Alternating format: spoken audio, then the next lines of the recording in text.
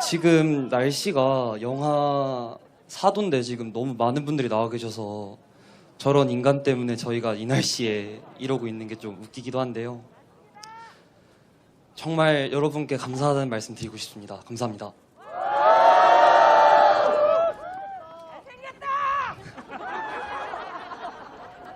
네, 2학기가 시작됐을 때 역사와 관련된 수업을 들었습니다. 그때 왜 역사를 공부해야 하는가라는 질문에 저는 과거의 잘못을 반복하지 않기 위해서라고 답했습니다.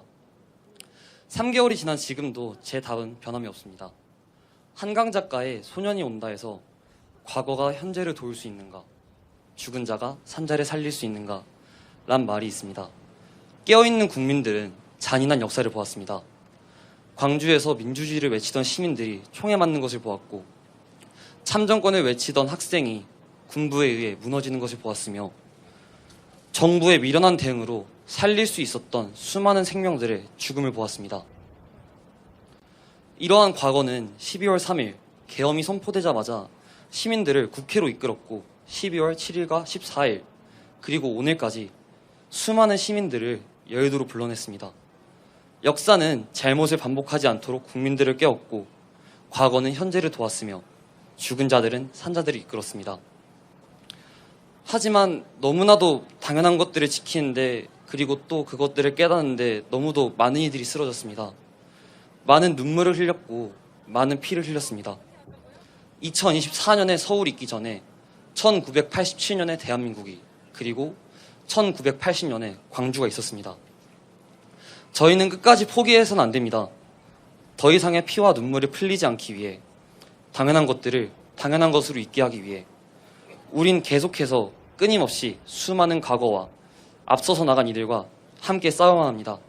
그것이 대한민국을 있게 했고 민주주의를 지켜냈기 때문입니다. 대한민국은 우리 국민이 지켜온 나라입니다. 부당한 통치에 맞섰으며 독재 정권을 몰아냈고 민주주의를 지켜냈습니다. 2024년 대한민국이 어둠에 삼켜지기 직전, 국민들은 어두운 밤을 밝히기 위해 집에서 가장 밝은 것을 들고 영하의 날씨에 차가운 도로에서 어두운 세상을 밝혔습니다. 1980년의 광주가, 1987년과 2016년의 대한민국이 그랬듯 말입니다. 더 이상 피와 눈물을 흘리지 않길 바라며 지금 밝혀낸 이 세상이, 우리가 지켜낸 민주주의가 계속해서 밝게 있기를 간절히 바라옵니다. 우리는 1980년의 광주에 큰 빚을 졌습니다. 그들이 있었기에 오늘 우리의 민주주의가 있습니다. 훗날 미래의 민주주의는 2024년 오늘의 대한민국에 큰 빚을 졌다 말할 거라 믿어 의심치 않고, 여기 있는 우리 모두가 역사의 산 증인이며 민주주의 지사일 거라 생각합니다. 그러기 위해선 헌재에서 반드시 내란을 일으킨 자를, 민주주의를 밟으려 한 자를 파면하고 책임을 묻고 엄중히 처벌해야만 합니다. 날이 많이 춥습니다. 추운 날씨 속에서 외치는 우리의 뜨거운 함성이 기필코 따뜻한 봄을 가져올 것이라 믿어 의심치 않습니다. 조금만 더 힘내봅시다. 이 나라를 지키는 건 진정한 국민의 힘, 그건 바로 우리 국민입니다. 감사합니다.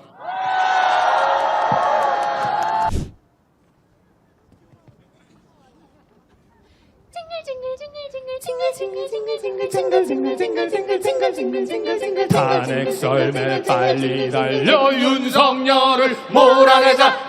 종소리 울려라, 종소리 울려라. 탄핵썰매 빨리 달려 윤석열 몰아내.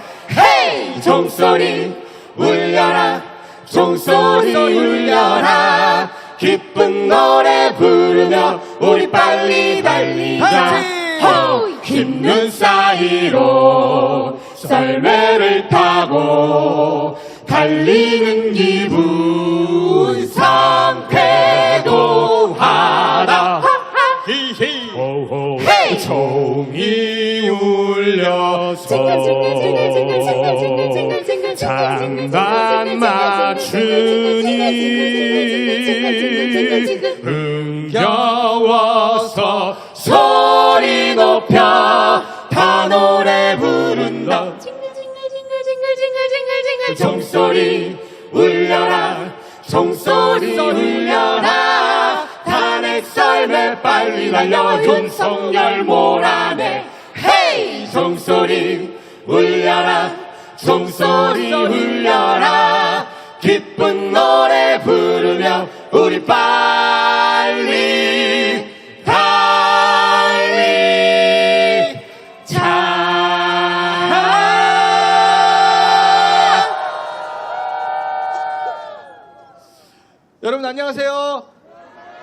저희는 아카펠라 그룹 아카시아라고 합니다. 반갑습니다. 네, 역시 또 이렇게 국회에 이어서 우리 헌법재판소 인근에 여기를 또 뜨겁게 달궈주고 계셔서 너무 감사드리고 가슴이 뜨거워지는 것 같습니다. 사실 근데 여러분 아카펠라 뭔지 아시죠? 뭐가 없죠? 악기가 없어요. 그래가지고 악기 있는 음악 옆에 가면 저희가 약간 주눅이 들기도 해요. 왜냐하면 반주도 없이 노래를 하니까 혼자 부르면 너무 썰렁하거든요. 근데 이렇게 함께 모여서 부르고 여러분들이 박수 치면서 함께 해주시니까 아카펠라가 훨씬 아름답고 힘찬 음악이 되는 것 같습니다. 마치 그런 것처럼 저희가 아무것도 없지만 함께 모이면 계엄군의 총칼도 막아내고 탄핵도 만들어내고 이제 곧 파면도 우리가 만들어내겠죠? 알겠습니다. 그래서 두 번째 노래도 아카펠라로 캐롤을 한 곡 더 불러드리려고 하는데 이게 참 윤석열 생일인지는 어떻게 아셨어요? 되게 꼼꼼하신 분들이야. 그래서 저희 몰랐는데 와가지고 두 번째 노래는 생일 선물로 한번 캐롤을 불러봐야 되겠다라는 생각이 들었습니다. 윤석열 곧 어디 가죠? 근데 거기 갈 거잖아요. 근데 여러분 산타 할아버지는 누구한테 선물을 안 줘요? 나쁜 애들, 우는 애들한테는 안 주잖아요. 그래서 윤석열 감옥 가더라도 깜빵 가더라도 산타 할아버지한테 선물 받으려면 울면 안 돼, 울면 안 돼, 울면 안 돼, 울면 안 돼, 울면 안 돼, 울면 안 돼, 울면 안 돼, 울면 안 돼, 울면 안 돼, 울면 안 돼. 산타 할아버지는 우는 아이 왜 선물을 안 주신대? 산타 할아버지는 다 알고 계시는구나. 누가 착한 앤지 나쁜 앤지 모두 오늘 밤에 다녀가신대. 계엄하고 잡아댈 때 탄핵 표결 불참할 때도 산타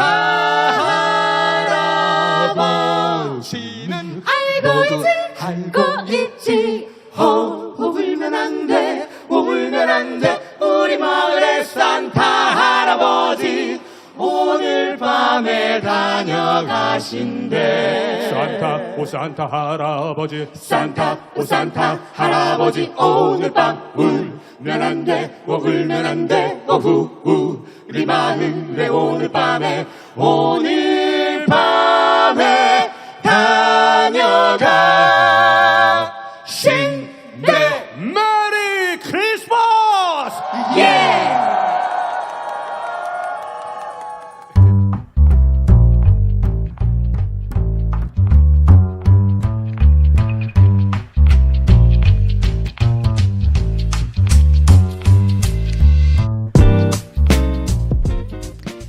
지난 2년 반 국힘당 당대표와 비대위 권한대행을 정리해보면 이렇습니다. 이준석 대표, 권성동 직무대행, 주호영 비대위원장, 권성동 직무대행, 정진석 비대위원장, 김기현 대표, 윤재옥 권한대행, 한동훈 비대위원장, 윤재옥 권한대행, 황우여 비대위원장, 한동훈 대표, 그리고 이제 비대위원장 선출을 앞두고 있죠.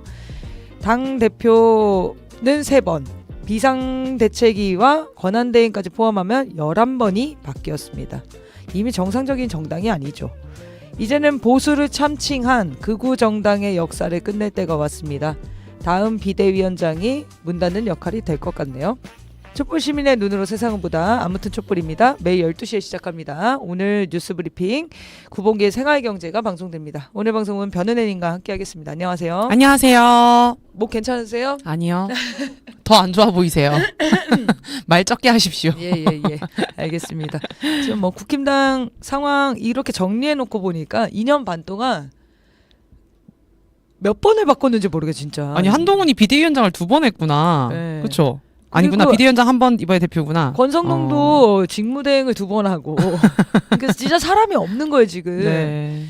탈탈 털어서 생명 유지를 연장을 하고 있었는데 지금 이제 비대위원장 다시 선출해야 되잖아요. 네네. 여기 이제 명단에 오른 사람들이 있는데 김재섭이 갑자기 이 정도면 뭐 김재섭 죽어라 아니에요? 복수합니까 보복극? 그러네요. 어떻게 문 닫고 이제 들어가라고. 아니 김재섭 무슨 날벼락이야. 그러니까. 지금 이상수 비대위원장 맡으면 어떻게 되겠습니까? 하고 싶지도 않을 거예요, 정말. 그리고 너무 웃긴 게 김재섭은 공개 찬성파예요. 아니 당론이 반대였잖아. 근데 김재섭을 비대위원장으로. 찬성한 사람을 비대위원장에 세우면 어떻게 하자는 어떻게 거야 하라는 도대체. 거야. 네. 이 사람들 정당을 이렇게 운영할 능력이 없는 것 같아요. 아니 이 당에 뭔가 방향이나 이런 정신 같은 게 없다 보니까 막무가내로 그냥 되는 사람이 일단 막 다음에 하는 게 너 아닌가. 해볼래? 네. 너 여기 좀 이거 좀 막아줄래? 아니, 수건 돌리기 하는 걸 수도 있어요. 다 안 보고. 제일뽑기나 제일뽑기 하는 거 아니에요?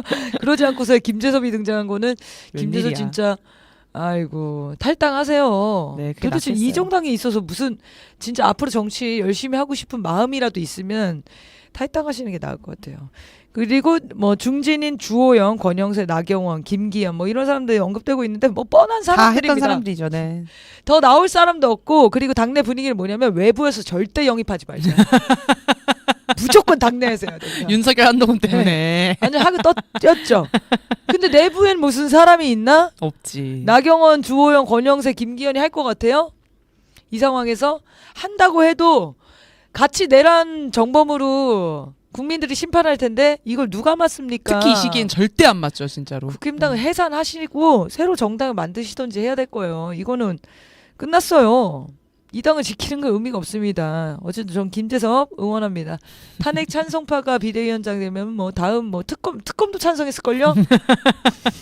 내란 특검, 네. 김건희 특검. 네. 아, 김건희 특검은 찬성했을 거예요 아마 네. 김재섭. 마음속으로는 응원하고 있겠죠.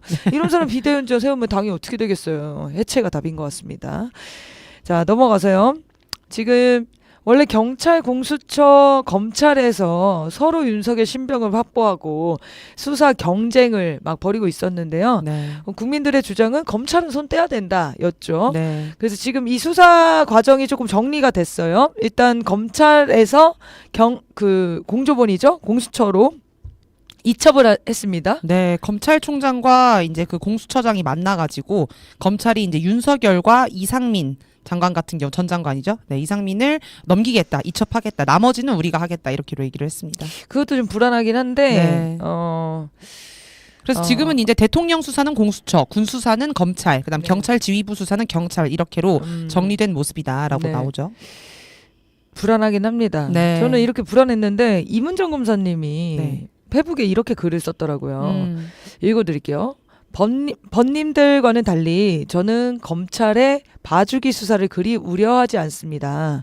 태세 전환이 얼마나 빠른 검찰인데 이렇게 바람이 바뀌었는데 자세를 틀지 않을 리 있나요? 너무 검찰을 정확하게 알고 계세요. 다만 많은 번님들이 걱정하는 것처럼 검사들이 지난 과오를 씻고 공을 세우기 위해 공수처의 이첩 요구에 불응하며 무리하게 윤석열 대통령에 대한 수사를 계속 욕심내다가 탈이 날 것 같아 조마조마했다. 그런데 이첩하겠다고 얘기를 한 겁니다. 네. 검찰이 반응하는 걸 보니까 바람이 좀 바뀌긴 했네요.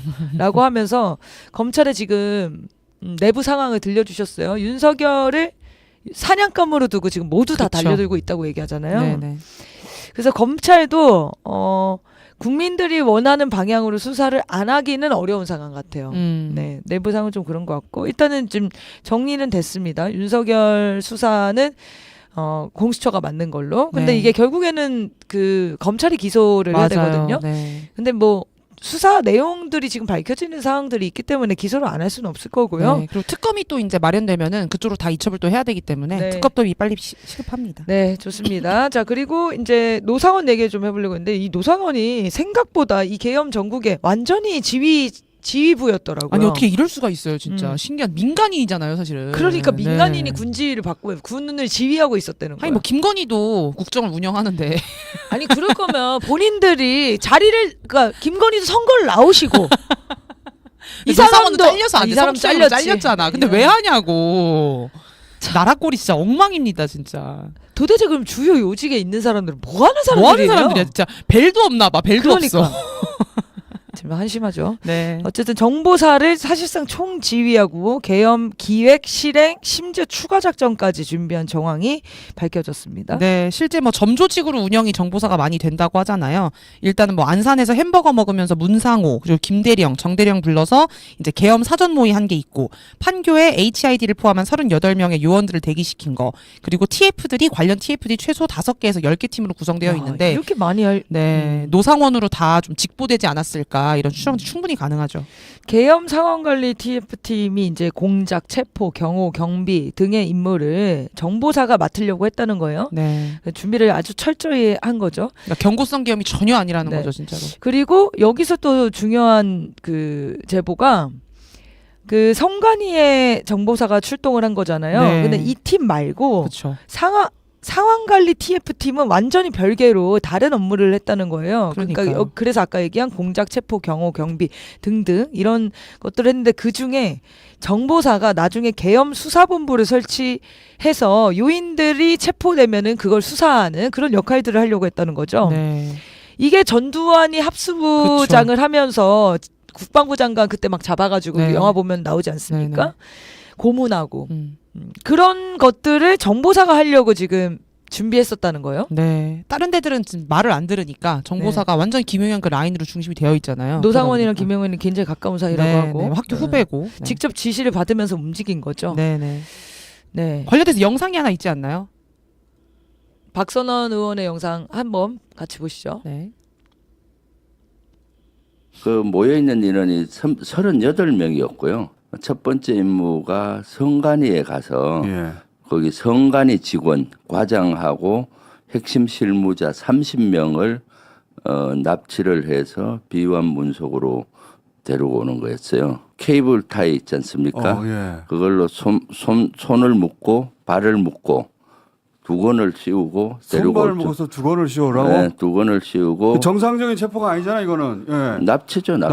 납치네 진짜. 서버 자료 갖고는 부정선거라는 거를 사람들이 안 믿을 수 있으니까 그 사람들을 고문하고 족쳐가지고. 해서 조작해서 22대 선거가 그런 부정선거다, 그러니까 무효다, 예. 민주당을 완전히 무력화시키려고 하는 그런 의도가 아니었나 싶어요. 너무 충격적인 얘기잖아요. 네. 이게 이제 HID 잠깐만요. 네. 박선원 의원이 아니고 김병주 의원 영상이었습니다. 네, 네, 네. 네. 얘기하시죠. HID 부대의 1번 임무가 이걸로 오늘 드러난 거예요. 그래서 매우 충격적인 사건이고 관련해서 이제 2주간의 야전 작전을 준비했다는 것도 또 하나 추가로 그 보도가 좀 됐었는데 이것 또한 국외 공작을 또 2차 계엄 준비를 위해서 국외 공작을 한 게 계획한 게 아니었나 이런 얘기도 있었죠. HID 요원이 아니라 그냥 정보사의 요원들 말하는 거 아닌가요? 정보사 요원들 안에 HID 그 5명이 요원의 있는데 38명 점조직으로 했다. 이 성관위에 투입된 데가 HID 요원이라는 거예요? 38명 안에 HID 아. 5명이 이제 있고 네네. HID 부대는 또 따로 움직이는 걸로 음. 알고 있습니다. 이 사람들이 지금 성관위 직원들, 성관위를 미리 장악하고 음. 성관위 직원들이 출근하면은 30명 명단까지 있었다는 거예요. 네. 이 사람들을 잡아서 가둔 다음에 고문을 하든 협박을 하든 해서 자백을 받아내려고 하는 그 작전이 있었다는 겁니다. 부정선거 자백이겠죠. 예. 네. 자, 그리고 이제 국외공작 관련해서는 이어서 얘기할 건데 그 전에 이 노상원이라는 사람 진짜 이상한 사람이더라고요. 네. 이 사람 육사 엘리트 장교 출신이에요. 수석 입학을 했나 막 그랬어요. 네. 근데 이 사람이 이제 부하 성폭행으로 불명예 전역을 한 이후에 네.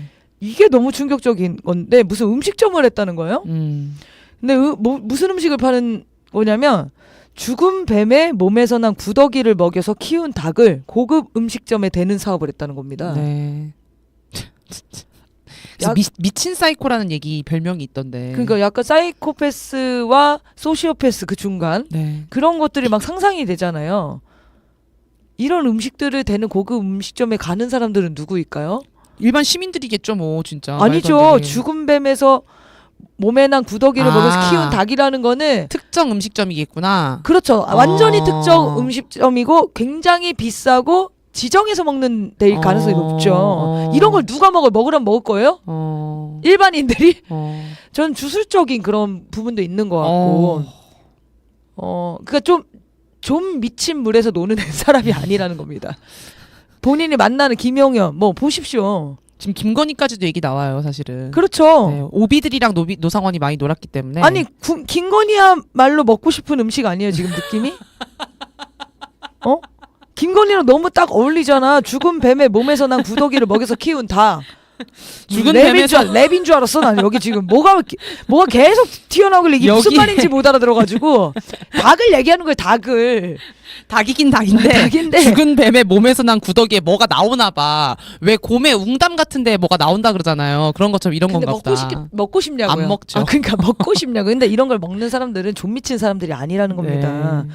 진짜 여기 끔찍하네요, 댓글에 진짜. 쓰셨는데 악마들 같다 했는데 진짜 악마 같은 사람들이 먹는 음식 같아 지금 보니까.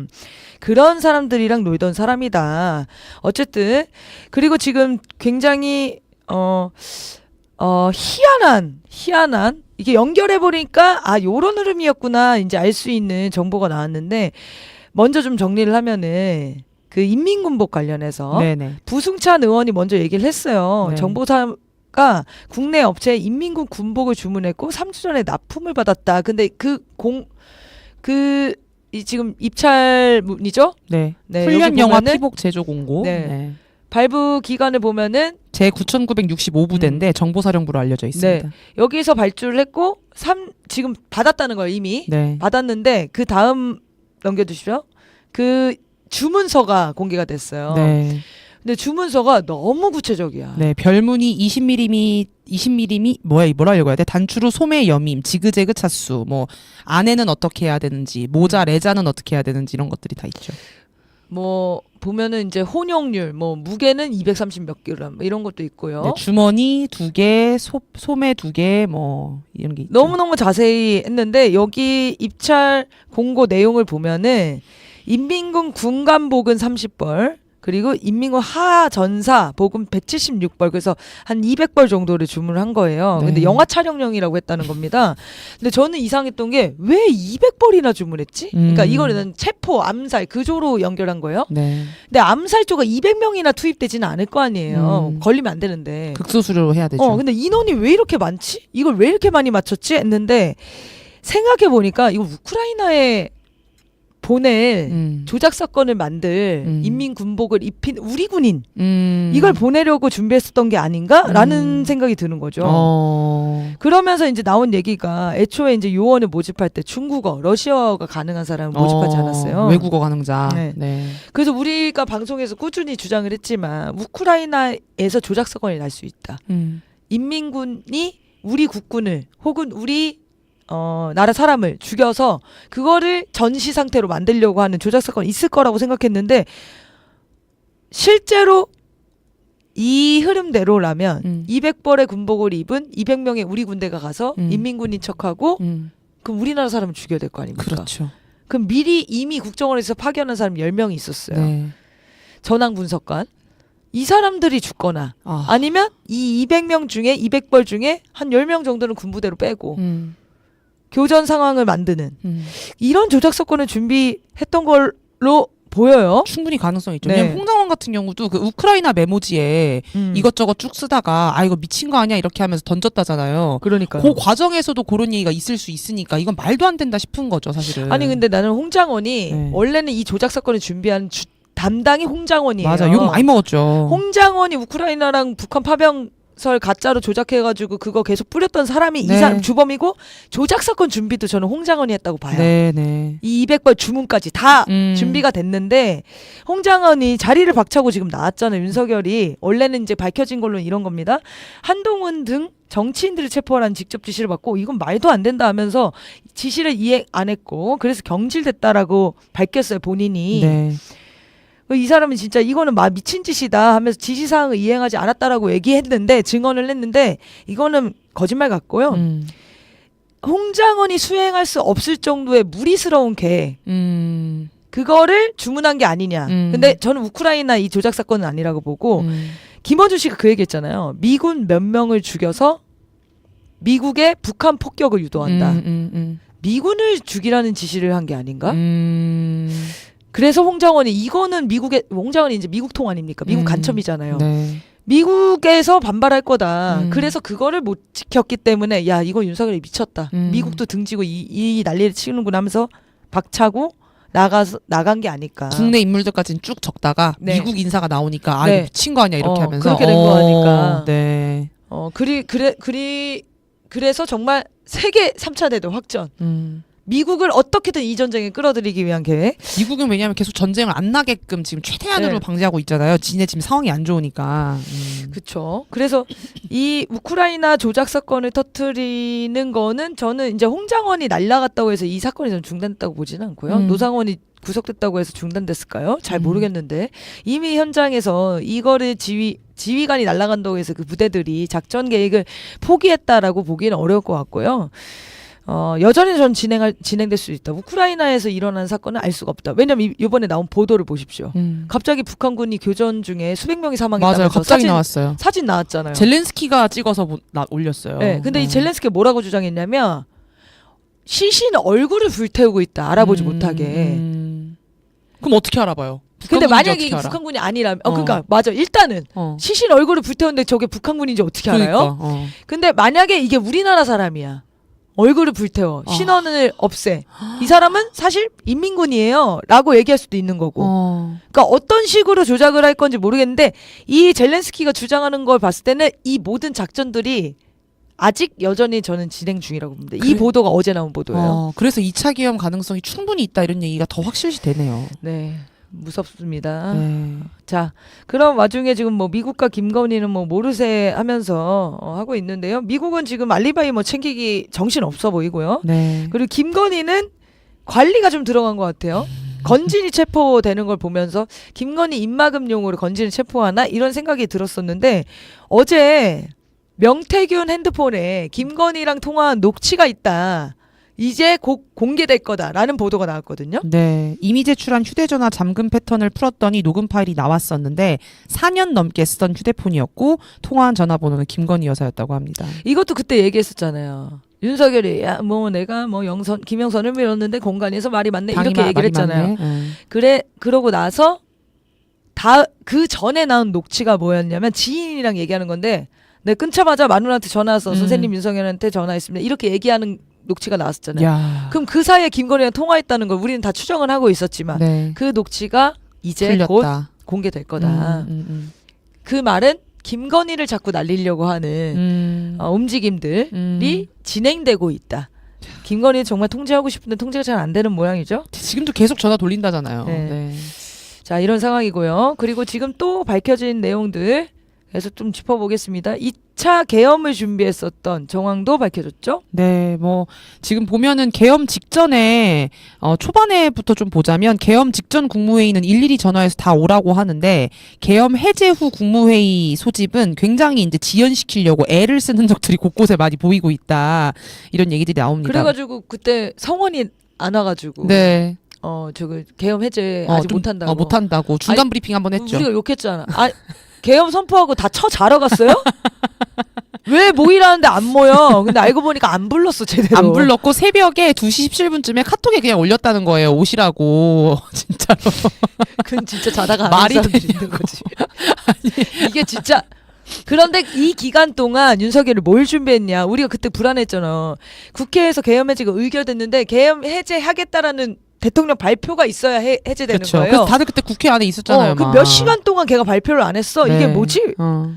이 시간에 2차 계엄을 준비하고 있었다는 겁니다. 그러니까요. 네. 당연히 모든 사람들이 다 예상을 했어. 예상대로 움직이고 있어 이제. 그때 이제 결심지원실 가가지고 어떻게 할 거냐 이런 얘기했다는 거 아닙니까? 그렇죠. 그리고 끝나고 나서 이제 계엄 해제 선포하고 그 다음 날 삼청동에서 삼청동 안가에서 만찬한 4명 있잖아요. 네.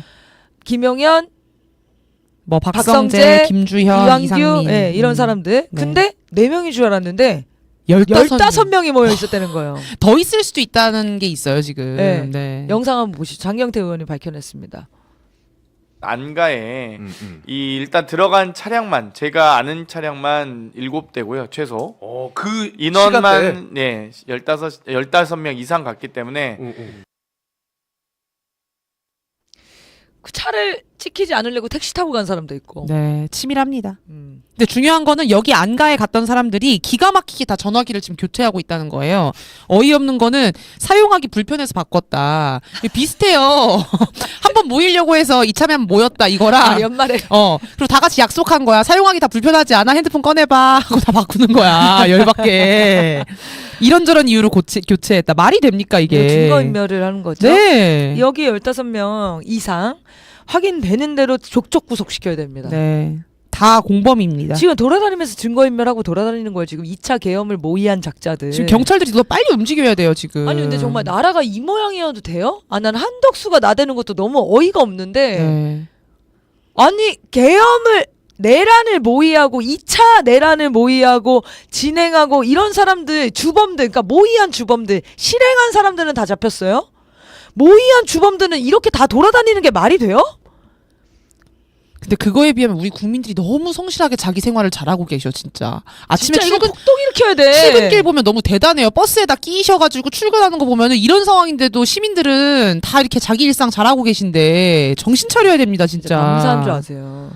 자, 어쨌든 지금 나머지 시나리오들도 예상되는 것들은 뭐 소요를 일으켜서 계엄하려고 했었던 그런 시도들. 네. 왜냐면 광화문에서 저희가 시청에서 매주 집회를 하면서 광화문 인근에 정강훈 일당들이 계속 집회를 하고 그 보수 극우 세력들이 집회장으로 자꾸 들어오죠. 들어와서 시비를 거는 여의도 때도 진짜 심했어요. 예. 네. 너무 많습니다. 이건 충돌을 일으키려고 하는 의도로 보여지거든요. 네. 그러니까 이런 걸로 물리적인 충돌 사태가 일어나고 그걸로 계엄을 선포하려고 하는 이런 시나리오 당연히 준비됐을 거고요. 네, 뭐 탱크 부대. 네, 탱크를 투입했다. 지금 군 인원 투입된 인원이 또 밝혀졌어요. 네, 뭐 55개 중대 최소 4,200여 명에 달하는 걸로. 경찰이고요, 그거는. 네, 경찰. 군병력은 최소 1,718명에 달하는 걸로 추산됩니다. 네, 그리고 탱크 기갑여단이 움직였다고. 이 기갑여단도 노상원이 전화해서 움직였다는 거예요. 와, 진짜 어디까지 손을 뻗치고 있는 거야? 그러네요. 노상원 전 정보사령관의 호출로 정보사 사무실에 갔다. 이 제2 기갑여단 93의 여단장이 노상원의 지시를 받아서 정보사 사무실 가서 회의를 하고 대기하고 있었다는 겁니다. 하나회네요, 진짜로. 네, 우리가 추정했던 정보. 이거 저거예요. 제2. 아까 구데기 먹은 닭회. 하나회가 아니고 이거 먹는 애들이야 지금 보니까. 뭐였어? 아까 나 기억도 안 나네. 뱀을 뭐. 뱀의 사체에 나온 구더기를 먹는 닭. 그 회요, 그 회. 뱀 구더기 닭회. 그거 먹던 사람들이 진짜 이런 거 하는 겁니다. 탱크로 쓸어버리려고 했다니까요? 아, 그걸로 약간 이거 하나 보다. 결심 같은 거. 그거 먹을 수 있으면 결심하는 거고. 못 먹으면 안 나가는 거야. 그럴 수도 있겠어. 그럴 수도 있겠어. 그럴 수 있어요. 글자만 봐도 토악질이 나잖아, 진짜. 근데 먹으면서. 그러니까 호랑이회 이런 것처럼 뱀구더기 닭회 이런 거. 아, 진짜 지저분한 것들입니다. 네. 자, 그리고 극우 유튜버에 중독한 윤석열. 아니, 이 사람 대선도 이제 부정선거라고 얘기하고 있는 거잖아요. 아, 놀랐어요. 윤석열도 부정선거로 느끼는구나. 우리도 부정선거로 느꼈잖아. 이 정도면 진짜 선관위 시스템에 문제가 있다고 봐야 되는 건가요? 근데 윤석열의 근거는 뭐냐면 명태균의 여론조사예요. 저는 이걸 보면서 명태균이 이상하게 비공표 여론조사를 계속 조작하지 않았습니까? 네. 이상했잖아요. 비공표인데 왜 조작하지? 내가 보니까 윤석열한테 보여주려고 조작한 거야. 그걸 믿고 있었으니까. 그렇죠, 다. 그렇죠. 와, 진짜. 조작을 해서 5% 10%를 만들어야지만 윤석열을 믿는 거야. 윤석열 화를 안 내는 거야. 거기서 떨어져 막 3%야. 그러면 이거는 여론 조작인가? 라고 했을 거야. 앞발 들이밀면서. 이런 왜곡된 여론조사가 있어. 그래서 그걸 보면서 진짜로 믿었다는 거 아닙니까? 야, 진짜. 본인들이 조작을 하고 조작된 자료를 믿고 믿어요. 이거 리플리 증후군 아니에요? 리플리 증후군. 망상에 사로잡혀 버린 거예요. 김웅이 뭐라고 했냐면 나 진짜 이것도 너무 어이없어. 재보궐선거 결과 대선 날 이뤄진 거 여기 서초갑의 국민의힘 후보가 73%를 득표했는데 어떻게 자기 서초구 득표율이 65% 나왔냐는 거예요. 이게 무슨 소리야? 그러면 강북구는 윤석열을 거의 뽑은 사람이 없는데 윤석열이 된 거면 그 부정선거야? 그러니까 전혀 다른 선거잖아. 이걸 아예 선거 시스템을 이해를 못하는 것 같다니까. 진짜 왕인 줄 진짜 알아 웃기네. 지금. 아니 그 미쳤나보다. 지역구에 서초갑에 73%인데 내가 65%라고? 그럼 똑같이 73%가 나와야 나와야 거야? 되는 거야. 아, 아니면 자기가 더 많이 나와야 되는 미친 거야. 인간이네. 어떻게 제가 73%인데 내가 그거보다 낮아? 이건 여론 조작이야. 이거 진짜 정신이 멀쩡한 사람이 아니라는 거죠. 아 진짜 큰일 났다 정말. 지금 그런데 극우 유튜버도 현재도 준동 중입니다. 이 부정선거 포기를 모르고요. 저 이미지 한번 보세요. 제가 글자가 너무 작아서 읽을 수 있나 모르겠는데 이봉규 전형적인 부정선거 론자라고 하지만 이거 지금 정신병자들이에요 지금. 네, 제가 읽어드릴게요. 630명이 투표를 했는데 서버에는 689명이 투표한 것처럼 등록하고 이렇게 나오거든요. 투표수를 왜 이렇게 부풀리나. 네, 황교안, 황교안 TV 개표소에서 이상한 투표함 발견. 장재현. 네. 위장하려고 선관위가 임대 서버를 사서 조작하고. 네, 전광훈 TV 자유통일당은 찍었다는 사람이 5명, 투표 인증까지 있는데 개표 결과 0표였다. 아, 너한테 거짓말 칠 수도 있지. 가로세로 연구소 가세연이죠. 개표기에 특정 상수를 집어넣어 개표 결과를 조작했다. 네, 계속 읽을까요? 아니요. 네. 자, 이런 유튜브 방송을 차단도 안 당하고 계속 내란 선동을 하고 있다는 겁니다. 네. 현장 지금 오프라인에서도 계속 집회 이어가고 있죠. 지금 화환이 엄청나대요. 가는 화환이. 저 민경훈 저작자 민경욱이 어느 날 시청 인근에서 계속 술집에서 만난 적이 있었어요. 저희 디프리 하는데 민경욱 계속 아, 앉아 있는 거야. 진짜로? 2번인가 봤거든요. 오. 민경욱 여기 왜 있지? 여기 집회가 없었는데. 어. 근데 저는 이것도 일정 이 계엄 준비 흐름 아니었나? 이런 생각 갑자기 스치는 거예요. 예전에 국회의원도 한번 우리 집회 온 적 있잖아. 누구 주영호였나? 주영호. 맞아. 그때도 저희가 경고하지 않았습니까? 네. 이렇게 해서 시민들의 분노를 유발하는 행위 하려고 하는 거 아니냐. 근데 지금 돌아보니까 맞는 것 같아요. 네. 그리고 뭐 황교안도 부정선거를 사형해야 된다. 막 이런 얘기들 부정선거가 왜 사형이에요? 이거 법에 그렇게 있지도 않아요. 그리고 아니 선관위가 전혀 그럴 일이 없고 너가 당선된 선거관리 시스템에 대한 자기 부정과 다름없다라고도 강하게 부인을 했지 않습니까? 이 사람들이 지금 여전히 탄핵 반대 집회에서 탄핵 표결도 부정선거라는 거예요. 이젠. 그러니까 이 사람들은 뭐냐면 선거 부정 세력이에요. 선거 부정 세력. 선거가 없어졌으면 좋겠는 세력인 거예요. 네. 총, 칼, 공포, 독재로 나라를 장악했으면 좋겠다고 주장하는 독재 세력이고 나치고 극우 세력인 거예요.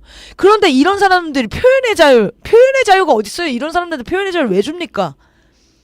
내란을 선동하고 다니잖아요. 실제 유엔 회의에서도 우리나라가 최근에 나치 미화에 투표를 했다는 소식도 있었습니다. 네, 저는 이거 진짜 위험한 행동이라고 생각하고 서부 청년단이 막 돌아다니는 거나 다름없는 겁니다. 지금. 큰일 났습니다. 진짜. 자, 그런 상황이고요. 오늘 국무회의에서 한덕수가 거부권 행사했어요. 네, 6개의 법안 중에 4개를 거부권을 행사를 했고요. 나머지 2개는 이제 내란 특검이랑 김건희 특검이 남았습니다. 그러면서 이런 얘기에서 뭐 국가적으로 매우 엄중한 상황에서 과연 어떠한 선택이 책임 있는 정부의 자세인지 대통령 권한대행으로서 고민과 숙고를 거듭했다. 넌 권한대행이야. 네가 대통령이 아니라고. 얘 지금 자기가 대통령 된 줄 알아요. 네가 내란 선출됐니? 공범이. 네. 한덕수 씨 본인이 선출됐어요? 시키는 것만 하라고요. 시키는 것만. 권한대행이 과잉으로 마치 대통령이 된 것처럼 대통령 권한을 행사하지 말라고요. 임명하라면 임명하고 입법하라면 입법해야 돼요. 지금 과도기에 잠시 있는 사람이 거부권을 행사하면서 전국을 더 혼란시킵니까? 현상 유지만 하면 되는 겁니다. 계속 이런 식으로 지금 1월 1일에 김건희 특검, 내란 특검 통과시켜야 되는데 네. 여기서 만약에 거부권 행사한다? 이거 한동훈 자기 나 잡아가라는 얘기야. 그리고 나는 오늘 또 그 윤석열이 나와서 2시에 윤석이 나오는지 모르겠지만 그 자기 입장 발표한다잖아요. 네. 한덕수랑 윤석열 둘 다 진짜 토요일을 앞두고 혹시나 분노가 식었을까봐 뭐 하나씩을 목요일날 던져주는 것 아, 같아. 그래서 내가 방송할 때마다 왜? 뭔가 뉴스가 목요일날 많아. 뭐가 맞네. 목요일마다 나오네. 이자들은 인생을 종치고 싶은 사람들이에요. 제발 종쳐달라고 빌고 있는 상황이에요, 진짜. 목요일만 되면 이 헛소리들을 던져놓는다니까요. 빨리 종을 그냥 쳐주는 수밖에 없는 것 같네요. 네, 끝내야 됩니다. 그리고 만약에 거부권 또 행사하면 탄핵도 해야 돼요. 한덕수 그쵸? 그렇죠. 네. 한독수한테 더 이상 어떤 역할도 주지 말아야 됩니다. 내란 정범으로 지금 계속 활동 중이에요. 대놓고. 네. 전국이 너무 혼란스러울까봐 권한대행은 계속 바꾸지 않으려고 남겨둔 거예요. 본인이 지금 해야 되는 역할을 자각하지 못하면 같이 구속돼서 체포되는 겁니다. 내란 모의를 한 작자들이 이렇게 돌아다니니까 나라가 엉망 아닙니까? 자, 여기까지 오늘 뉴스 브리핑 하고요. 이어서 구봉기 소장님 모시고 구봉기의 생활경제 이어가겠습니다. 힘을 합치자 힘을 합쳐 싸우자 힘을 합쳐 싸우면 우리 승리하리라 촛불은 혁명이다 중간 없는 투쟁이다 적대를 청산하자 윤석열을 몰아내자 자 힘을 합치자 힘을 합쳐 싸우자 힘을 합쳐 싸우면 우리 승리하리라 자리는 존중하고 네, 구봉기의 생활경제 구봉기 손에 오셨습니다. 안녕하세요. 안녕하세요. 네. 네, 됐습니다. 네. 네, 반갑습니다. 저희 둘이 오늘 재판 있거든요. 네. 판사님, 제발. 판사가 근데 무슨 이재명 담당하던 판사 아니었어요? 아니, 이재명 판사 아니 대표? 검사가. 검사가 수사 검사가. 수사 검사가 공판에도 들어와요, 지금. 네. 자, 오늘도 기대해 보겠습니다. 우리 네. 이마랑 검사님. 아, 그렇게 자극하지 마. 어차피 검사한테 권한이 없어요, 판결을. 자극하지 마. 자극하지 마. 구형이라도 조금 해줄 수 에이, 있잖아. 내가 볼 때 검사는 우리 징역형 구형해. 어떻게 안 100%야. 돼? 우리 소장님 다음 나가셔야 된다고. 벌써 서류 냈다고 구르고청장 보고. 자, 우리 재판 결과는 다음 선고기일 맞춰서 들려드리도록 하겠고요. 네. 좋은 소식 있길 바라주십시오. 네. 자, 오늘 생활경제 내용은 탄핵안 통과 이후의 경제에 대해서 좀 얘기를 해보겠습니다. 이거 뭔가 조금 안정된 것 같다라는 얘기를 지난주에 저희가 했어요.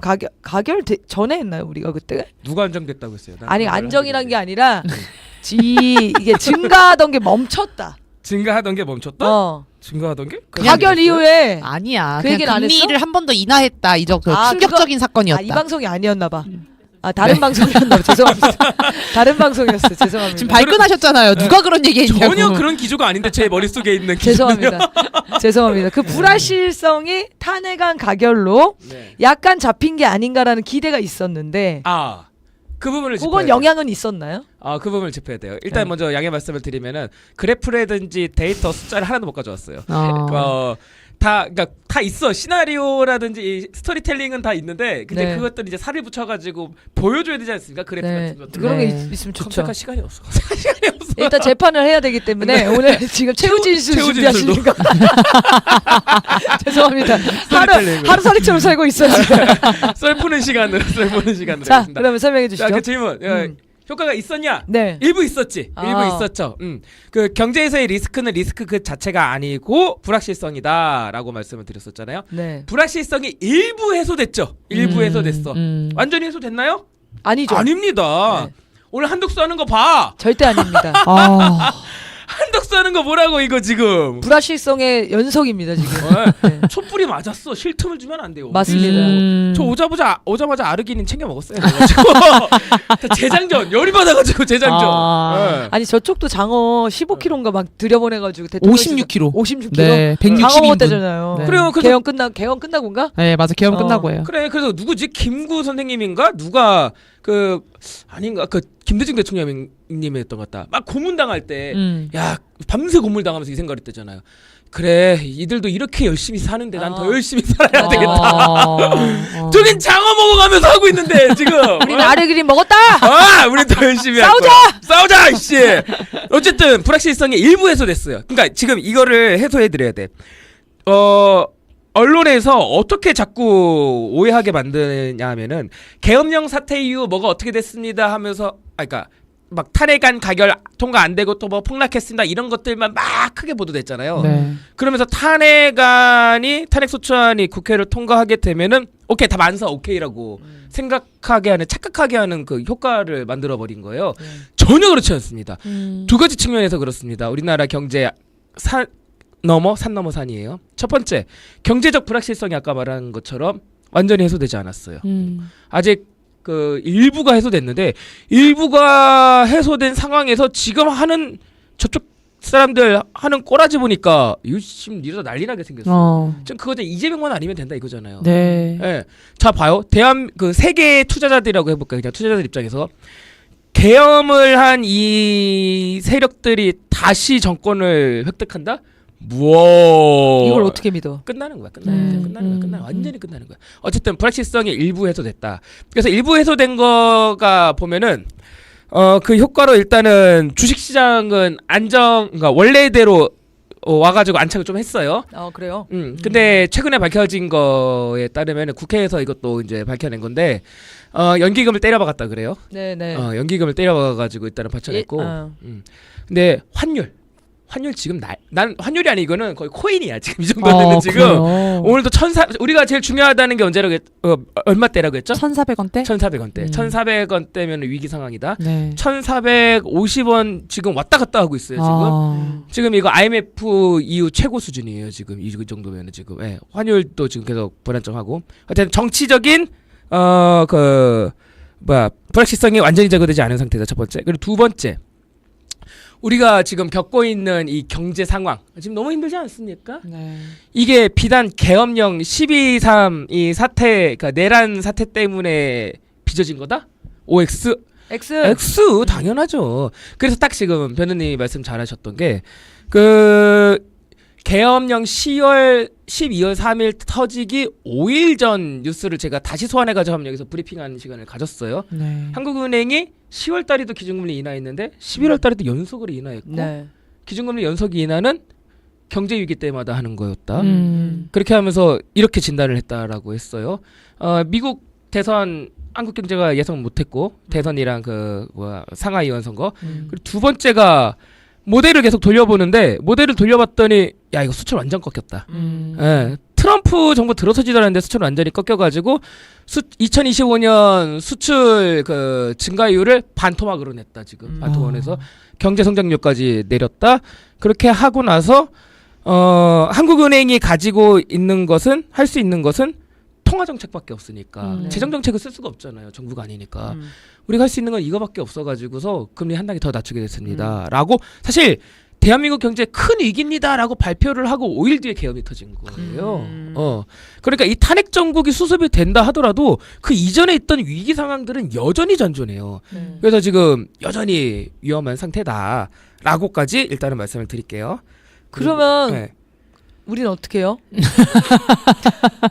그 얘기를 어떻게 좀 해야 됩니까? 그 얘기를 좀 해야 돼. 갑자기 근데 나 변호님 잠깐 보고 어차피 수다 떨려고 했으니까 네. 대단하시던데 진짜. 왜요? 뭐가? 아 대단한 언니야. 뭐. 젊은이들 텐션에 그렇게 맞춰가지고. 클럽 진행? 어. 야 지금 자괴감에 빠졌어요. 그거야? 텐션을 한번 올려봤는데 그 텐션을 유지를 못하는 그게 저 초창기 저예요. 그래서 경고하셨어요. 어떻게 컨셉 잘못 잡았다 이렇게 내가 그랬거든 라고 경고를 저에게 주셨어요. 제가 그 경고 듣고 이제 그만하겠다. 근데 그게 문제가 뭔지 알아요? 그게 보통 그 정도 텐션이 대체 불가해요.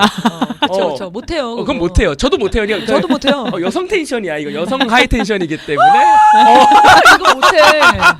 그러니까 촛불 흥 언니 이런 걸로 좀 잡아줬으면 좋겠는 거예요. 또 길어가지고. 난 진짜 이런 생각 안 해봤는데 네. 처음 반했어요. 너무 멋있어. 무아지경에 빠져가지고. 지금 은퇴 선언하고 싶었어요. 3일 만에. 시작하자마자. 아니 촛불 그 인터뷰도 제가 한 번 안 나갔을 때 우리 고노민 네, 선생님께서 네, 네. 갔다가 처참하게 절대 못 따라가 지금. 대체 누군가- 불가구나 소장님께서. 누군가 이 최정점을 찍어 놓으면은 우리의 기준은 그냥 그거야. 그게 디폴트가 돼버려. 그 밑으로 가잖아. 그러면 그 사람들 다 잘리는 거야. 네, 어쩔 수 없습니다. 네. 이게 소감 말고 소감 다 했고 다 이제 다시 돌아서 그럼 이제 어떻게 해야 되냐? 자 이제 어떻게 합니까? 네. 뭐 큰일 났지 뭐 진짜 큰일 났어요. 정말 어떡해요. 두 가지로 이것도 두 가지로 살펴볼게요. 일단은 그러니까 지금 봐야 될 건 뭐냐면 작게 보는 게 아니에요. 크게 봐야 돼요. 덩어리로 봐야 되는데 정부가 두 가지를 이제 해야 돼요. 정부가 두 가지를 해야 하는데 첫 번째는 우리가 그러니까 내수랑 수출 문제를 같이 볼게요. 수출 문제에 지대한 영향을 끼치는 게 단연 외교죠. 네. 지금 외교면 올스톱 아닌가 수치감을 해가지고 지금 올스톱이에요. 지금 문제가 되는 게 뭐냐면은 우리가 지정학적으로 대한민국이 그 내륙 세력이랑 해양 세력 그 경계에 있다라는 얘기를 많이 하잖아요. 그냥 뭐 중국, 미국 그냥 중간에 낑겼다 뭐 이런 거지 않습니까? 네. 근데 이게 우리가 약소국일 때는 어떤 뭘까 굉장히 불리한 작용을 하는 지정학적 위치일 수 있는데 우리가 선진국 대열에 들어서고 나서는 물론 지금 뭐 엄청 떠지긴 했지만 선진국 대열에 들어서고 나서는 지정학적으로 경제적으로 굉장히 좋은 위치예요. 그렇죠. 비유를 하자면은 이런 거예요. 자, 중국이랑 미국이 있고 삼겹살집에 모였다고 해볼게요. 중국이랑 그 삼겹살집하면 꼭 중간에 앉는 사람도 있어. 중국이랑 미국 중간에 앉아가지고 미국 형님 삼겹살 진짜 잘 굽는다. 와, 한 입 먹을게요. 하고 나서 이따가 여기쯤 이제 중국 형님 목살집 이길 때쯤에 형님도 진짜 잘 굽네. 하면서 딱 먹으면서 사실 그런 위치에 우리가 좀 여기까지 이제 우리가 그렇죠, 좀 그렇죠. 강해졌으니까 옛날엔 중간에 낑겨가지고 젓가락질 못하고 이렇게 썼는데 지금은 양쪽을 다 어떻게 양쪽을 할 수 보면. 있었죠. 네, 이번 네. 정부 들어서면서. 네. 그래서 이번 대통령이 되게 중요했었어요.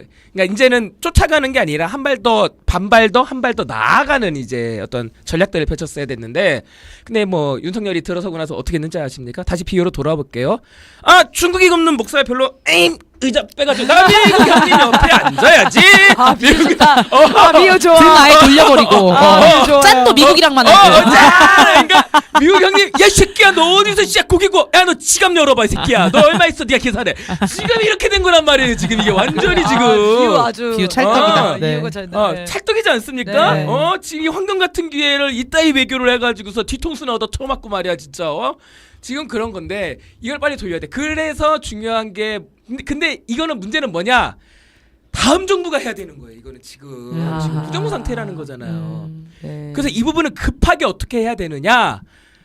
정당 외교 내지는 국회 외교가 해야 돼요. 의회 외교. 그래서 이재명 대표가 갑자기 미국을 향해서 등등등 메시지를 내고 있지 않습니까? 지금 외교 빈자리를 지금 갑자기 지금 채우는 거예요. 지금 정부가 지금 비어 있으니까. 네. 어쨌든 이 부분을 빠르게 어쨌든 그 의회라든지 정당에서 지금 해결을 해야 한다 지금 말씀을 드리고 두 번째 이제 수출 관련해서 했으니까 내수 관련해 가지고는 어떻게 된 거냐면은 이거를 좀 설명드려야 되겠다. 각 정부가 들어서면서 불가피하게 떠안게 되는 역사적 숙제 같은 것들이 있어요. 가령 문재인 정부 들어서면서로 한번 가볼게요. 문재인 정부 1차 촛불혁명 이후 문재인 정부 들어서면서 첫 번째 부여된 미션 나라 시스템 재건. 정말 아이러니하게 다음 정부도 그런 나라 미션을, 시스템 재건. 네. 불가피하게 부여받게 될 것 같아요. 어쨌든 그렇게 하고 문재인 정부 후반기에 이것도 외부로부터 온 불가피한 미션이에요. 코로나 위기 극복. 그걸 뭐 어떻게 예상을 했나. 네. 그런데 이제 경제적 얘기로 가야 되니까 후반기부터 얘기를 해볼게요.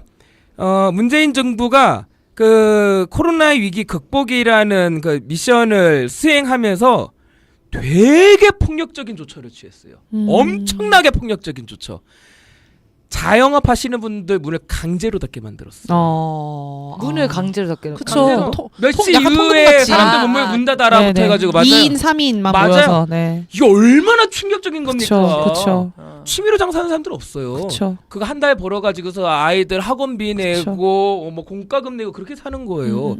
이건요 진짜 완전히 뭐랄까 생계수단을 거의 박탈한 수준이에요. 아예 네. 문을 못 열게 한 것도 있었습니다. 예. 맞아요. 예, 거에 따라서 나이트나 이런 데는 아예 문 못 열게 해두나요? 맞습니다. 맞아. 거기에 종사하시는 분들은 무슨 그쵸, 죄야 그쵸. 진짜로요. 생각해보니까 예. 그렇네. 네. 근데 여기서 잠깐 또 하자면은 우리 다음 정부가 들어서잖아요. 오늘 술 푸는 시간이니까 이거를요 절대로 뭐랄까 기득 세력과 타협하려는 정부를 만나서는 안 돼요. 여기서 무슨 문제가 있었냐면 저랑 그때 말씀드렸지 않습니까? 그 손실보상 관련해 가지고서 초안을 만들고 밀어붙인 의원이 민병덕 의원이라고 했잖아요. 민병덕 의원이랑 저랑 안진걸 소장님이 좀 공조를 많이 했어요. 그때 우리가 말한 건 이거였어요. 이 리스크를 어디다 몰 거냐? 이 코로나19의 리스크를 들 때 문재인 정부 하반기입니다. 근데 어디에 몰 거냐를 초동 회의를 했을 때 이거를 가진 자들한테 몰아야 된다. 그러니까 어떻게 해야 되냐면은 문을 닫게 했어. 오케이. 왜냐면 이거는 전염병을 막아야 되는 거니까. 오케이. 불가피하다 인정. 그러면 30일 중에 가령 20일을 열고 10일을 문 닫겠다고 봐요. 그럼 임대료도 그 부분은 못 받게 해야지. 예. 임대료 30일 치분을 받는 거잖아요. 네. 근데 그거를 못 받게 했으면은 임대인도 못 받게 해야지. 그래서 리스크를 임대인 쪽으로도 같이 짊어지게 넘겨요. 근데 임대인들도 땅 파서 장사하는 거 아니란 말이에요. 은행 대출 같은 것들이 있어요. 그럼 그 부분 같은 건 또 어떡하냐? 또 그 부분 리스크를 다시 은행으로 넘겨야 된다. 그래서 은행에다 리스크 최종 리스크를 다 몬 다음에 거기서 막자. 거기서 막고 있다가 나중에 은행에서 해결해 주자. 은행은 버틸 수 있으니까. 라고가 우리의 첫 번째 논법이었어요. 안진걸 소장님이랑 저랑 그다음에 민명덕 의원님이랑 계속해서 처음에 밀어붙였던 논법. 어디서 막혔는지 아십니까? 어디서 막혔어? 임대인으로 못 넘어갔어요. 자영업자한테 모든 리스크를 집중시켰어요. 대한민국이. 네. 아이고. 그렇게 해놓고 나서 하지만 굶어 죽으라고 할 수는 없잖아요. 네. 잠깐 은행 얘기 잠깐 해볼게요. 그렇게 해서 어떻게 했는지 아세요? 은행은요? 은행은 이제 자 이 얘기를 연결해서 하면 되겠구나. 그 코로나19로 문 닫게 했으니까 이거는 생계수단의 박탈이에요. 네. 굶어 죽일 수는 없어요. 어떻게 살라고 했는지 아십니까? 대출 받으라고 했어요. 은행에서는 또 그치, 이자 근데 받아가면서? 은행에서 받은 거예요. 그니까요, 그쵸. 정책자금 막 내주고 어. 은행 노다지 났어요 그때. 돈 엄청 그래서 벌었어요. 코로나 때 제일 돈 번 게 은행이라고. 그때 제가 그래서 그때 성과급 제일 많이 받았잖아요, 은행 맞습니다. 직원들. 네. 그 제가 뭐라고 했는지 알아요? 이거 전쟁 때 무기 팔아가지고 돈 번 거랑 똑같다. 이거 기금 받아가지고서 뿌려야 된다. 이거 시민들한테. 거의 군수업자였네. 그것도 안 했어. 그것도 안 했어. 그러니까 이거는 진짜로 우리가 반면교사로 삼아야 돼. 절대 이런 일이 있어서는 안 됩니다. 어쨌든 자 돌아와서 자영업자들한테 모든 리스크를 그때 집중시켰어요. 그렇게 해놓고 나서 내가 그래서 그래프를 준비했었어야 됐는데 그때 진짜 그래프를 보면 깜짝 놀라지 마세요. 자영업자 대출 수직 상승합니다. 수직 상승이에요. 연체율 수직 상승해요. 그렇죠. 와. 그래서 임대료를 못 내서 정말 이걸 어떻게 하라는 거냐. 임대료는 계속 몇 개월씩 밀리고 가게 영업은 못하고 네. 그런 이야기들 많이 나오면서 임대료 인하는 뭐 이제 그 건물주들이 막 생기고 명륜 진사갈비가 뭐 한 달치 임대료 안 받아서 네. 약간 우수기업 이런 것도 그게 나오고. 자발적으로 개인이 판단해서 그러니까. 하게 되는 거예요. 그렇게 되면. 그러니까. 근데 정부 문제는 정책을 했었어야지. 그때는 보조금이라도 자영업자한테 나와서 저희 엄마 아빠도 그때가 차라리 지금보다 살기 더 좋았다. 그렇지. 이런 상황이 지금이랑 지금 비교했을 때는. 또 나온다는 거야. 되게 열받게. 뭐랄까 경제적으로 되게 뛰어나셔요. 그 얘기로 나아갈 거예요. 집, 이따. 집이 감사합니다. 집이 자영업을 해가지고 지금 저희 집 자영업을 해가지고. 아시구나. 네. 그럼 이 얘기까지 더 하실 거예요. 지금 얼마나 지금 그러니까 길을 가다가 폐업이 잘 안 보이는데 마음이 안 망하는데 이렇게만 생각할 수 있는데요. 자영업 하시는 분들은 아십니다. 망하는 것도 돈이 들어요. 망하는 것도 그쵸. 돈이 들어. 원상 복구해야 되죠. 그 철거해야 되죠. 그리고 그게 그냥 들어옵니까? 권리금 그거 작게는 수천에서 크게는 수억 원이에요. 네. 전 재산 때려박고 들어오는 거예요. 그러니까 딱 길을 걷다가 비어 있는 상가 임대문이 붙어 있잖아요. 그 자리 권리금 날린 거예요. 그 사장님 전 재산 날린 거예요. 지금 어쨌든 지금 그런 상황이다. 그런 상황이라서 이거를 내수 문제를 해결해야 돼요. 그러면은 우리가 경제의 세 축에 대해서 학교에서 배우지 않습니까? 기업, 정부, 가게, 개인. 네. 근데 돈이 안 돌아. 돈은 돌아야지 돈인 거잖아요. 그렇죠? 그러면 어디서부터 출발을 해야 되냐? 이거 추동해야 되냐? 이건 정부예요. 너무 당연한 거예요. 이거는 진짜로. 그래서 민주당에서 이재명 대표가 계속 요구했던 게 제발 추경하자. 제발 추경해가지고 골목상권에다가 지역화폐 좀 뿌리자가 그 말이에요. 지금 내수 부분은 빨리 좀 인공호흡기라도 하자라는 건데 이것과 더불어서 뭘 다시 또 그러니까 크게 보는 거니까 봐야 되냐면은 대선 국면에서 그러니까 지금 각 그 정부가 부득이하게 안게 되는 또 숙제에 대해서 얘기하고 있었지 않습니까? 네, 네. 이제 문재인 정부가 그렇게 했었어요. 자영업자 대출이 폭발했습니다. 네. 그럼 지금 정부 그러니까 받아 안아가지고 2022년에 들어선 정부가 받아 안아가지고 했어야 됐을 건 뭐냐 하면은 그 자영업자들 대출에 대한 대출 탕감을 해줬어야 됐어요. 그러네. 근데 윤석열 후보, 이재명 대표 모두 다 공약을 걸었어요. 그거를. 아 그래요. 손실보상 공약이라고 알고 있습니다. 다 기억하실 겁니다. 윤석열 당선되고 지켰습니까? 안 지켰습니까? 그 약속? 안 지켰겠죠. 안 지켰죠. 한번 정리를 하고 넘어갔었어야 돼요. 한번 정리하고 넘어갔었어야 돼요. 미국 같은 경우는 어떻게 했었냐면요. 코로나19 당시 일단 대출로 빨리 딱 땡겨줘요. 급하니까. 시간이 급하니까. 땡겨주고 나서 나중에 사후로 내가 선생님께서 대출 받으셨던 것 중에는 자영업 직원들 월급 준 거 있고 임대료 있군요. 이거는 우리가 지원해드려야 되는 겁니다. 탕감. 선대출 후 탕감. 그래서 그런 건 잘했네. 그 PPP인데 뭘 줄임말인지 기억이 안 나네. 어쨌든 그래서 한국형 PPP 하겠다고 했었어요. 그래서 했었어야 돼. 진짜 대선 했었어 봐. 이재명 대표가 이재명 대통령 됐으니까 안 했겠습니까? 했지. 네. 민생파인데 어쨌든 그걸 태만시했어요. 그걸 태만시하고 지금 여기까지 왔다. 다음 정부가 들어오면은 자영업자들 대출 문제 가장 먼저 빨리 해결해야 돼요. 근데 이게 또 이제 시간이 또 지나가지고서 이걸 어떻게 해결할 거냐 가지고 또 이제 또 미시적으로 갑론을박 엄청 벌어질 겁니다. 그때 바로 이어받아가지고 했었으면은 다들 공감하고 있으니까 그래 지금 대출 너무 많다 코로나19 때문에. 끊겨버렸죠 지금. 네, 근데 뭔가 그 이슈가 끊겨가지고 또 정치적으로 또 빨리 그 국민의힘 해체시켜야 돼 진짜. 네. 방해 세력이요. 뚝 단지 걸고 넘어갈 건데 어쨌든 그래서 이거를 해야 되고 이것뿐이 아니고 어떤 각종 이제 내수 활성화를 위한 여러 정책들을 다방면에서 정말 총체적으로 창의적으로 펼쳐야 돼요. 근데 그것도 크게 움직이는 단위니까 한덕수 대행이 그런 거 할 수 있겠습니까? 없겠습니까? 못하죠. 못해요. 그러니까 그런 걸 못 내는 거예요. 이제는 지금 있는 정부라는 것은 허울만 정부고 사실 정부가 아니에요. 무정부 상태예요. 그래서 이런 것들을 못해요. 어떤 구체적인 3개년 계획, 어떤 뭐 5개년 계획, 아니면 장기 플랜, 어떤 큰 기조를 바꾸는 계획 이런 걸 못하기 때문에 그것도 다음 정부에 넘어갔다. 그러면 지금 상태는 뭐 해야 되냐? 거의 무정부 상태에서 가까운 상태에서는 일단 응급호흡기를 대야 되지 않겠습니까? 일단은 외교 같은 경우는 뭐 아까 말씀드린 것처럼 그 국회나 이제 정당들이 해야 하는 수밖에 없고 내수 같은 경우는 빨리 추경해야 됩니다. 빨리 추경해가지고 그 사이에 저는 헬리콥터에서 돈을 뿌리는 정도로 뿌려야 된다고 봐요. 그래서 어제 그 말이 나온 겁니다. 한국은행 이창용 총재가 그 말을 했지 않습니까? 그냥 답답한 거예요. 자기는 통화 정책밖에 펼칠 수 없어. 딱 2개밖에 못해요. 금리 올리거나 내리거나 동결하거나 자기는 이거밖에 못하고 이것과 같이 발을 맞춰줘야 되는 게 재정 정책이거든요. 그리고 한국은행이 할 수 있는 거 딱 2개. 그 올리고 내리고 그 금리 조절하는 거 그리고 경제 상황이 이렇습니다라고 브리핑하는 거 좀 이렇게 하면서 좀 간섭하는 거죠. 이번에 최고 간섭했어요. 이번에 그 윤석열 탄핵 소추안 통과되고 나니까 빨리 추경해 주십시오. 빨리 추경해 주십시오. 지금 안 되겠는 거예요. 지금 통화 정책만으로 안 되겠는 거예요. 지금 지금 이런 상황이다. 지금 일단 추경해야 된다. 그 최상목 그 경제부총리가 그래도 경제 안정화시키고 자기는 사퇴할 거다 이런 얘기를 했잖아요. 그런 얘기를 했습니까? 그런 얘기를 했어요. 근데 그 사람이 생각하는 경제 안정화 대책 이런 건 잘 모르세요? 누구? 최상목 경제부총리. 요즘 뭐 미국 만나고 일본 만나고. 그래 몰라요. 살펴볼 시간이 없어가지고 이거 되게 중요합니다. 지금 잘 물어보셨는데 제가 아마 이 질문을 미리 질문지로 받았었으면 그 사람의 이력을 살펴봤을 거예요. 이 사람이 어떤 스타일의 어떻게 해왔는지. 사람이지. 사람은 고쳐 쓰는 존재가 아닙니다. 사람은 고쳐 쓰는 존재가 아니야. 제가 굉장한 불효자거든요. 근데 여성 동지들이 효자 싫어하잖아요. 효자 싫어하는데 제 아내를 아는 누나가 소개시켜줬어요. 근데 그 누나가 이런 말을 한 거예요. 봉기가 저렇게 불효자지만 결혼하면 효자병 걸린다. 남자들 그러더라. 했는데 결혼 딱 했어. 여전히 불효자? 더 불효자가 됐어. 우리 딸도 안 보여줘 나는 우리 아빠한테.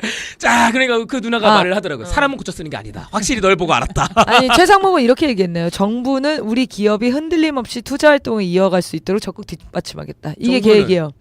그러니까 기업에 투자하겠다.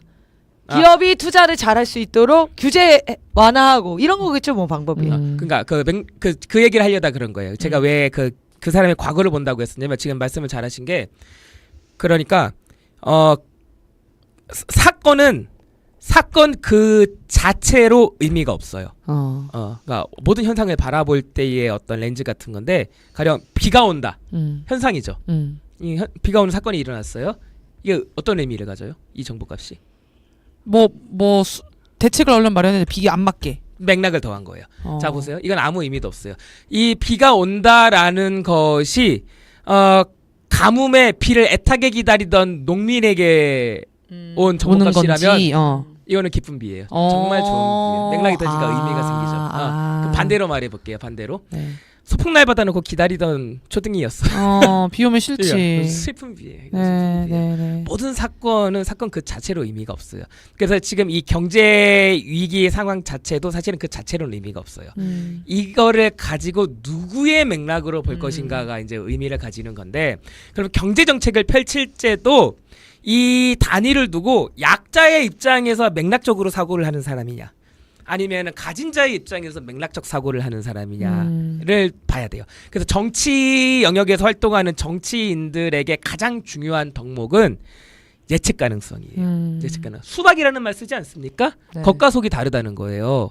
예, 그런 사람들은 보면 안 돼요. 속이 어떤지를 예측이 가능해야 돼요. 자, 보세요.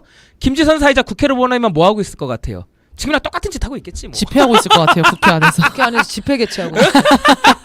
저 국회 가면 뭐 할 것 같습니까? 똑같이 살고 있을 거예요. 네. 네.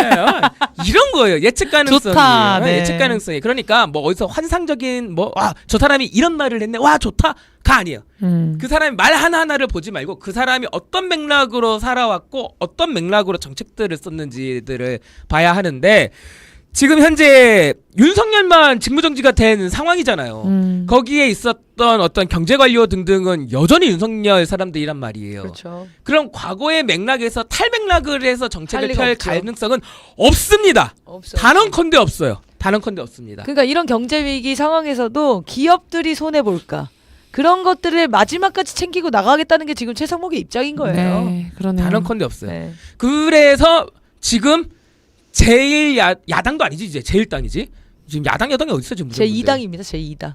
제2당이에요? 왜냐면 민주당. 민주당이. 민주당이 여기서 민주당. 제1당 야당, 역할이 야당. 정말 중요해요. 제1당 역할 정말 중요하고 진보정당들 정말 중요한데 여기서 하나 말씀드릴게요. 제 진보당 정말 사랑하거든요. 진보당. 근데 벌써 2022년 지방선거를 준비해요 지금. 그래요? 지금 그럴 때 어. 아닙니다. 지금 네. 큰일 납니다. 지금 큰일 납니다.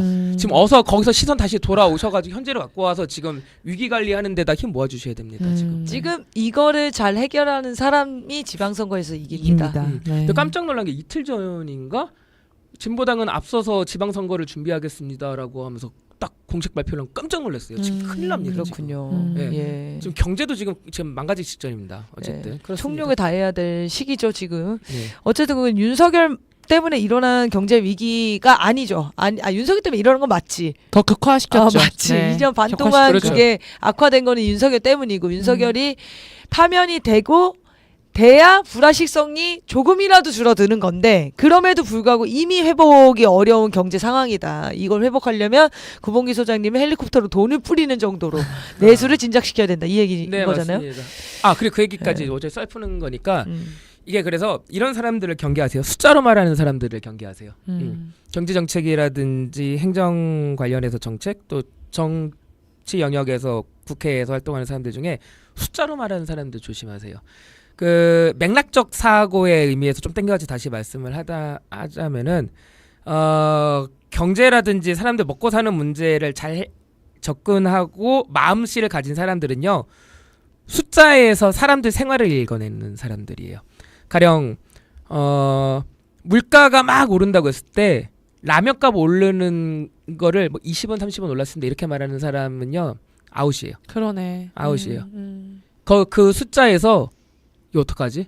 이거 저소득층 끼니인데 이거 큰일 났네. 여기서 스토리텔링이 나오는 사람들이 진짜예요. 저 옛날에 어떤 사람이랑 한번 싸운 적이 있는데 제가 젠트리피케이션 임차인들 내쫓기는 문제에 관련해서 활동했을 때 우리 쪽 정부였을 때 관료입니다. 고위 관료인데 토론회를 하다가 제가 한번 진짜 화를 낸 적이 있는데 사람들이 터전을 잃고 내쫓기는데 이런 말을 했어요. 정부 관료인데 이런 사람은 절대 공직에 세우면 안 됩니다. 누군지 이름 말하지 않을게요. 제 선배님이에요. 이렇게 말씀하셨어요. 얼마 내쫓기지 않았습니다. 장난해? 한 명이 내쫓겨도 하나의 우주가 내쫓긴 거예요. 그렇게 접근할 수 있어야 돼요.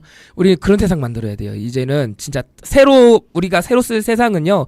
숫자에서 사람의 생활을 읽어내는 사람들이 있어야 돼요. 예. 숫자 막 얘기하는 사람들 너무 좋아하지 마세요. 그래서 네, 오늘 구봉기의 생활문제 이렇게 마치겠고요. 오늘도 저녁 7시 촛불이 예정돼 있습니다. 지금 매일 터지는 뉴스를 보니까 정말 매일 촛불이 너무 중요한 것 같아요. 얘네는 살아날 지금 틈을 찾고 있거든요. 그리고 준비도 아주 착실하게 진행 중입니다. 반성을 절대 모르고 본인들이 다시 정권을 잡을 수 있다라는 확신도 갖고 있는 것 같아요. 지금. 그 왜 그런지 알아요? 인터넷에 그 애니메이션이라든지 영화에서의 악당과 그 영웅들 특징이라고 비교해 본 거 한번 찾아보세요. 악당들은 언제나 포부가 크고요. 계획을 갖고 있어요. 그리고 절대로 포기하지 않아. 근데요 영웅들은요 언제나 땡가땡가 놀고 우연히 힘을 얻고 정말 말도 안 되게 승리해요. 봐봐 나중에 봐봐 진짜. 아, 그리고 좋습니다. 악당의 리더십도 비교해 놓은 거 있어요. 리더십 얼마나 좋은데 그 부하들 막 죽어 나가는데도 막. 나중에 봐봐요. 자, 그래서 저들의 전략을 파탄내는 거는 속도를 내야 돼요. 네. 지금 여기서 잠깐 우리가 주춤거리잖아요. 바로 살아납니다. 네. 저 악독한 자들 이번 기회에 청산하냐, 완전히 청산하냐, 아니면은 다시 살아날 구멍을 만들어주냐, 이 싸움이거든요. 완전히 청산할 수 있도록 매일 촛불에 모여주십시오. 오늘은 여기서 합니다. 어제 장소를 처음 해봤는데 공간이 괜찮아요. 네. 그리고 공원 뒤쪽까지 보면은 더 채울 수 있겠더라고요. LED 화면을 볼 수 있는 공간까지 확인을 했고요. 그 헌재랑 가장 가까운 곳에서 할 수 있는 집회 장소입니다. 그래서 7시 열린송연 녹지광장 안국역 1번 출구에서 조금 올라오시면 무대 있습니다. 그래서 꼭 잘 찾아오시면 좋겠고요. 오늘 내일 매일 촛불하고 토요일은 낮에 전국 집중 촛불로 진행되니까 일정 꼭 확인해 주십시오. 자, 그럼 오늘 저녁 국회에서 뵙겠습니다. 마치겠습니다. 고맙습니다. 고맙습니다.